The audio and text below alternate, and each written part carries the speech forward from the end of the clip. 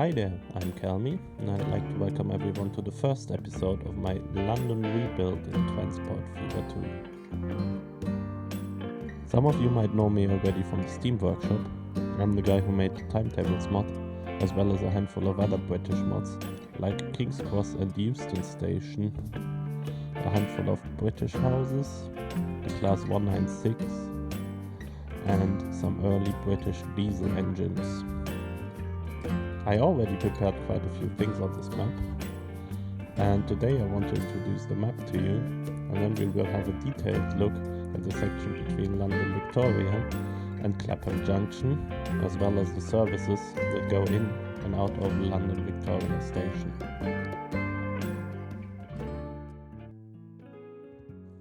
Alright, I'm playing on the biggest map size, which is approximately 15 square miles big. And let's see from where it starts. So into the west, it just fits London City Airport. We can follow the Thames. This is the place where Canary Wharf will eventually be.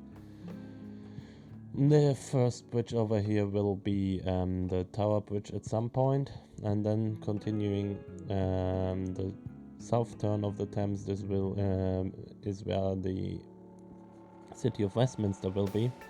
And on the east side it doesn't quite fit all the way up to Richmond, but we have enough space to build a proper Clapham Junction and have all the lines that go through Clapham Junction unfold properly.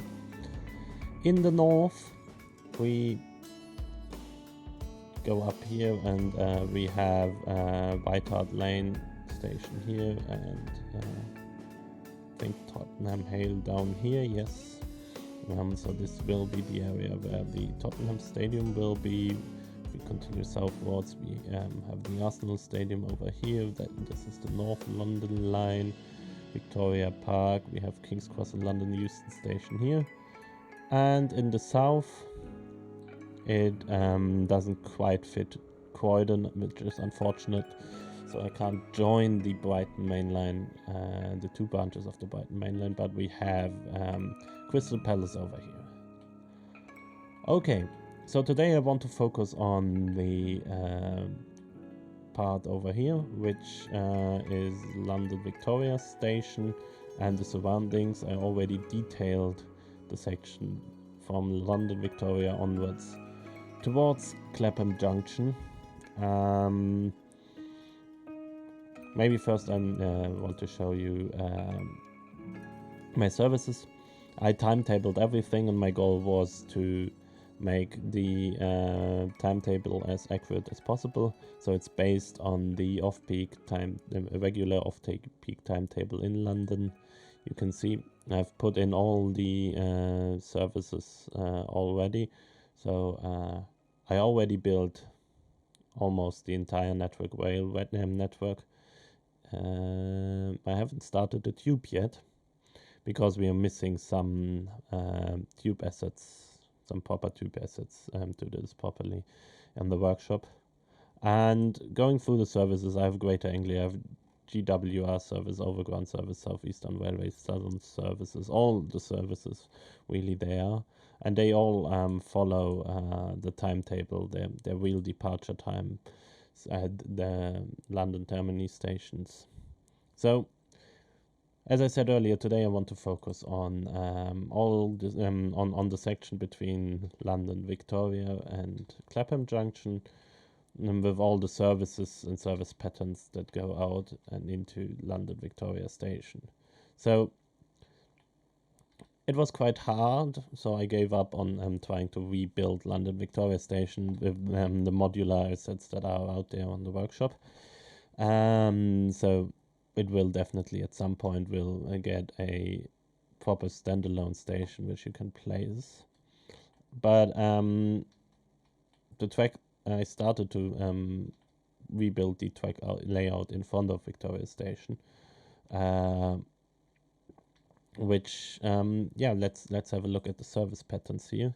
So what you can see over here is I did the southern services in green, the southeastern services in blue, and the yellow service over here is the Gatwick Express service. And you can already see that the white bit over here in the station, which is platform 1 until platform 6, is used by the southern services. I think in real life you'll use all the platforms up until platform 9, but I needed more space for my southern services, so the southeastern services don't quite are not quite accurate on this side. But I used a light green shade for showing the metro services, the metro southern services that stop at many slots in South London. And then I have medium to long distance services in dark green. And as you can see from the track layout in front of Victoria Station, the southern services take up the white space of the track layout here, and the southeastern services take up the left space over here. We can also see if we follow the section further up towards the Victoria Railway Bridge, that there is a small siding for southern services to the right here, while there is a big siding for southeastern services to the left. Rolling stock wise, I try to use the real rolling stock wherever it's possible, but it wasn't possible all the time, so we are missing some networkers out there for southeastern services, which are actually take up quite a few percentage of the southeastern services go into London Victoria. So I just used the southern the class 377 southeastern livery for that. And for the southern services, I mainly use the class 377 for the in the southern livery. I also used a converted mod, which you can see here, class 313 as well. They don't run into London Victoria Station at the moment. I'm not sure if they ever did, but it's a southern train. The Southern Railway uses it, so I thought I could mix it up with the other trains. I think Southern is also using quite a lot of class 355s, which are also not available on the workshop yet, so I couldn't put them on. So once we are done with unfolding all the lines and plugging them into London Victoria Station, we can see a clear pattern. The 4 left tracks are mainly used by Southeastern Railway, while the 4 right tracks are used by the Southern Railway. The southern services stick to the left on the slow branch on the Brighton main line, while the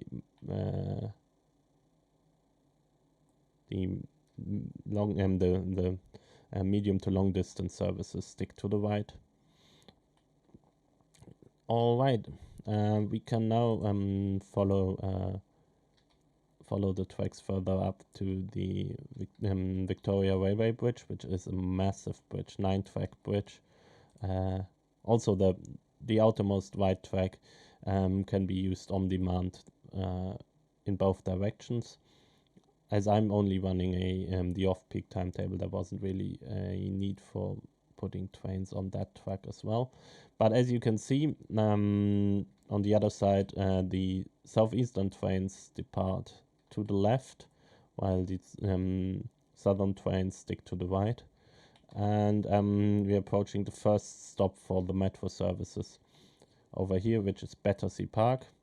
And you can see they stop on the left side, and the fast services pass this station on the right side.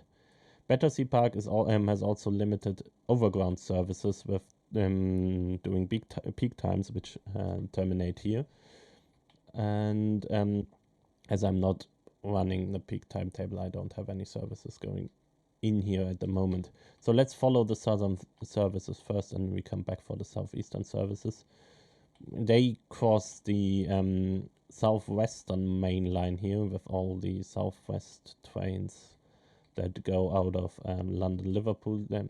I say Liverpool, that's wrong. London Waterloo Station.